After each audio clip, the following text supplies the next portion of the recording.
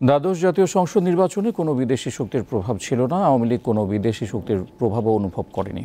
জাতির পিতা বঙ্গবন্ধু শেখ মুজিবুর রহমানের দ্বিতীয় পুত্র শেখ জামালের জন্মদিন উপলক্ষে সকালে বনানী কবরস্থানে শ্রদ্ধা নিবেদন শেষে কথা বলেন আওয়ামী লীগের সাধারণ সম্পাদক ওবায়দুল কাদের। বিএনপির সমালোচনা করে তিনি বলেন, কালো চশমা পরা দলটির নেতারা দেশের উন্নয়ন দেখতে পায় না। বাংলাদেশকে নিয়ে পাকিস্তানের প্রধানমন্ত্রীর বক্তব্যে বিএনপির লজ্জা পাওয়া উচিত বলে মন্তব্য করেন তিনি। জাতীয় পার্টিকে হুমকি দিয়ে নির্বাচনে নিয়ে আসা হয়েছে এমন প্রশ্নের জবাবে ওবায়দুল কাদের বলেন, কোন চাপে তারা নির্বাচনে এসেছে তা জাতীয় পার্টিকেই পরিষ্কার করতে হবে।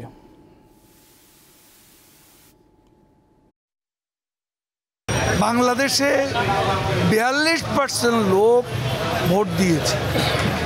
ভোটের দিন খুন খারাপি কোনো কিছুই হয়, ফ্রি অ্যান্ড ফেয়ার ইলেকশন হয়েছে। এখানে কোনো বিদেশি শক্তির চাপ ছিল, আমরা কোনো চাপ অনুভব করিনি। তিনি কোন কারণে কার চাপে ইলেকশনে এসেছেন সেটা তাকেই পরিষ্কার করে বলতে।